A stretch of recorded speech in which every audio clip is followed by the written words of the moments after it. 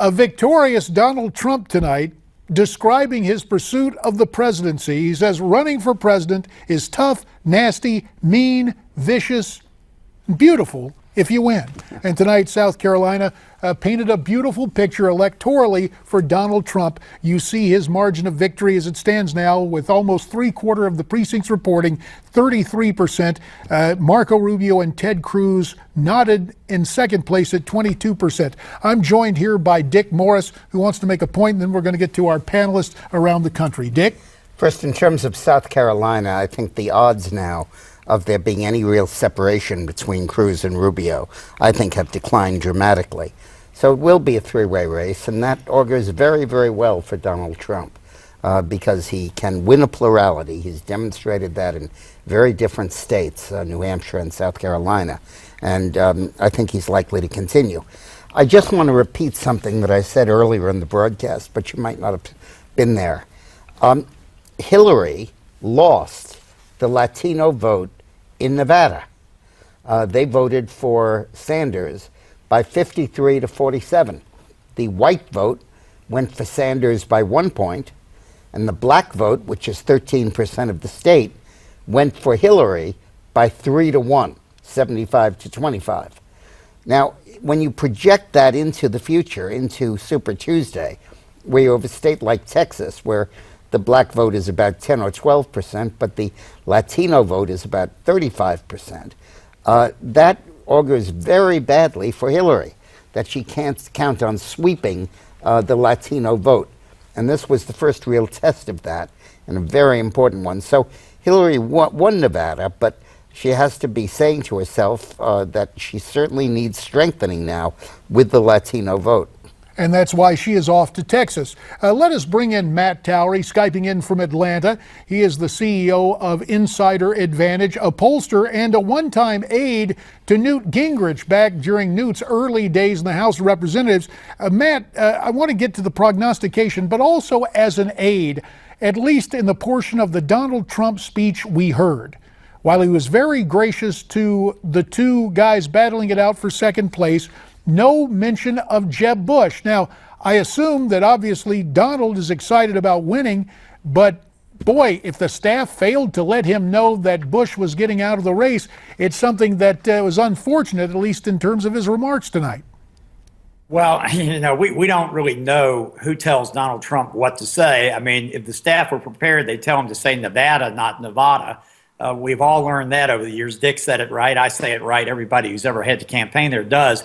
So they're not, this is a different type of campaign. I would have certainly been noted the Jeb Bush departure, and I'm sure that Trump would have been very gracious about it. It was a mistake. I don't think it will be critical, though, because that Bush vote, as Dick said, is going to go to Rubio regardless. So, and I have to tell you, it's been so many years since I gave Newt any advice. I was so young, I probably would have given him the bad advice then, too.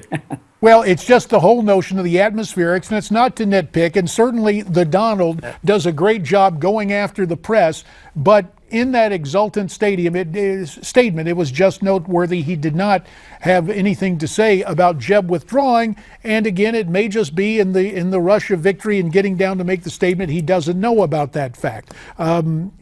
Let us turn now to Michael Reagan, who heard both the Bush remarks and the Trump remarks tonight. Michael, your take on the Bush departure, Trump exultant in South Carolina, and what comes next?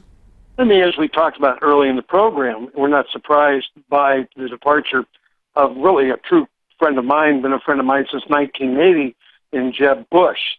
He's out. We know that the vote most likely is going to go to Rubio. Not surprised by Donald Trump's remarks. Not surprised he left Bush out of the remarks. I'm sure probably Bush would have left him out of the remarks. They have not had a wonderful debate together yet. They've been yelling and screaming at each other. But it's going to be interesting to see where anybody goes from here. And I would say if I'm Rubio or on Cruz, where do we win? Where do we, in fact, win? And you can't look into the future and see where they win, but I can look into the future and see where John Kasich wins in Ohio. Well, let's turn to Steve Malzberg at Newsmax New York. when I hear the question, where can he win, I think about Texas being on the calendar, not only for the Democrats, but for the Republicans. Ted Cruz, of course, the senator from that state. But Michael makes the point about Kasich heading up to the Northeast, to Vermont, and some other states. Tonight, Donald Trump, Steve Malzberg, your reaction to what he had to say and what happens next? Well, first of all, I think it's very possible he had no idea about Jeb Bush because, you know, it was close proximity to Bush stepping down, and he could have been in transit, even coming down an elevator, walking to the point of the podium. Who knows? But you know, what makes him Donald Trump is when he talked about the guy, the former official of Mexico, saying they're not going to build a wall, and he told the guy the wall just got 10 feet taller. That's the kind of thing that resonates. That's Donald Trump. Who else says something like that? I think this is you know, a very fine night for him. I do think that Marco Rubio, who is now, I think, pulling away with about 3,000 vote lead over Cruz and will probably finish second, can look forward to getting the support of most of the Jeb Bush followers who will drop out, whether or not Bush endorses him. But again, you know, in Kasich, I love Michael Reagan, but I mean, Kasich could win Vermont or finish good in Vermont and win Ohio, but he's not going to be the nominee. I mean, that's all he's going to do. Let him endorse Donald Trump if Donald Trump's the nominee. Let Kasich endorse Trump, and maybe Trump will win Ohio, which he has to do, but he's not going to be on a ticket. Let's remember that Ohio has about 70 or 80 delegates, and Texas has 152. And Cruz, I think, is going to win Texas. I think if he doesn't, he's in very bad shape. But I do think he'll beat Trump in Texas. Bree Payton, let me turn to you as you're standing by at Newsmax Washington. You know, it was in fairly short order that Rick Santorum, after getting out of this race, endorsed Marco Rubio. And they were comparative, I won't say complete strangers, but obviously the familiarity that Jeb Bush and Marco Rubio have with one another is based on working together when Jeb was governor of Florida and Marco was the Speaker of the State House. How soon do you think Jeb Bush will step up, or will he step up to endorse Marco now as the heir apparent for the establishment? That's a great question, and I think listening to Jeb's concession speech, in which he was talking about, you know, the Republican Party being about ideas, I think that was a really not very thinly veiled poke at Donald Trump. And so I think, you know, going forward, he probably saw that he was kind of a dead weight on a lot of the other candidates in the Republican field. So I think Jeb is pretty self-aware, and I think he understands that the best candidate who's poised to beat Donald Trump is going to be Marco Rubio, and I think that's really what Jeb wants to see out of this whole thing going forward. So I could see him stepping up to do that rather soon. As we were saying, Michael Reagan, before Donald Trump came down to make his remarks, the two E words, electability and establishment. Is Marco ready to accept the embrace of Jeb and become the de facto establishment candidate? I think he's ready to give it a shot. I mean, I'm sure he's right now talking to Bush, trying to get an endorsement from him. But I wouldn't be surprised if you started to see senators out of Washington, D.C. to start endorsing Marco Rubio at this point, because they certainly don't want to have Ted Cruz to be the nominee of the party or in the second position, because then he's the head of the Senate. They didn't like him in the Senate. They still don't like him in the Senate, and they will do anything and everything to make sure he never shows up again in the Senate other than the senator. They don't want him as VP. I think you'll see endorsements for Marco Rubio. I think you're right, Steve. I think that was that Steve or that's Michael? Michael. Hey, Yeah. I think Michael's right. I think that at the moment Rubio has a less than 1% lead over Cruz, 3,000 vote lead with 80% of the vote counted. Even if he has a tiny lead, that really ratifies the idea that Rubio could be the formidable challenger to Trump.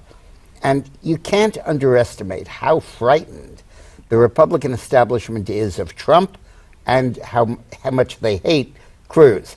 They hate Cruz for showing them up in the Senate, for causing the right wing not to like them and to see that they're selling them out and maybe buying them primary fights.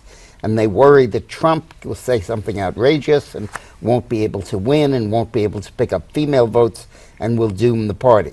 So I could see Jeb Bush acting as a kingmaker in this process and endorsing Rubio.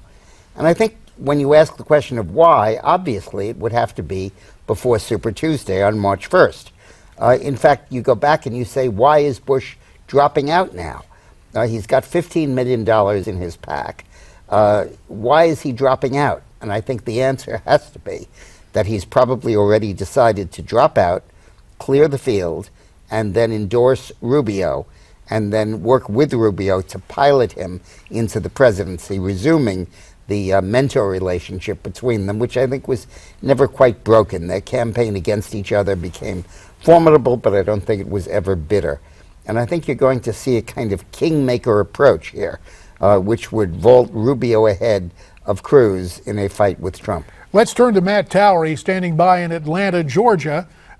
He does quite a bit of work in the state of Florida, no stranger to the dynamic at work there. Matt, you heard what Dick had to say about hating fellow senators, hating Cruz, and yet that's the big appeal Ted has with a lot of the conservative base. What happens next? Well, first of all, both Michael and Dick are completely correct. I mean, Cruz is just despised by his colleagues, Republican colleagues in the Senate, and they will do anything to get him out. I think that Florida might be it won't be the determining factor, but I've said all along, it's going to give us the greatest roadmap coming down the road. Because if in fact Bush gets together with Rubio, you have it's basically down to a three-person race at that point with Cruz, Rubio, and Trump. That is somewhat problematic. Although, if you take the Bush and the Rubio numbers so far in Florida and put all of them together, as Donald Trump said, you don't get a one-for-one transfer of votes. We all know that. They just about equal what Trump has been getting in that state. So that could be a very tight contest. And we will have to see. Matt, we're going to ask you to stand by. We've got to repair the voice line. We could hear you, and we appreciate the evaluation. Let me turn where the sound may be a little better to Newsmax New York and Steve Malzberg. This notion that Cruz is despised by his fellow senators, again, that's a big selling point for him with the conservative base.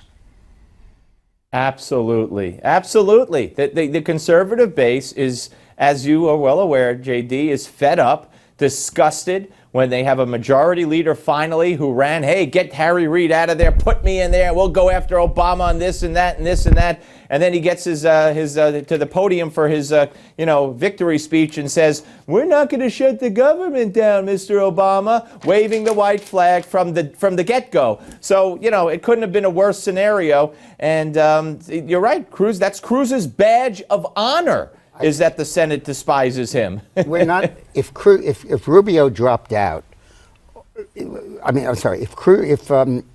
if Cruz were to drop out, or were to be seen as finishing third and not in the running, and it became a two-way race of Rubio against Trump, most of Cruz's vote would go to Trump, not to Rubio, because there's a symbiosis between those two candidates.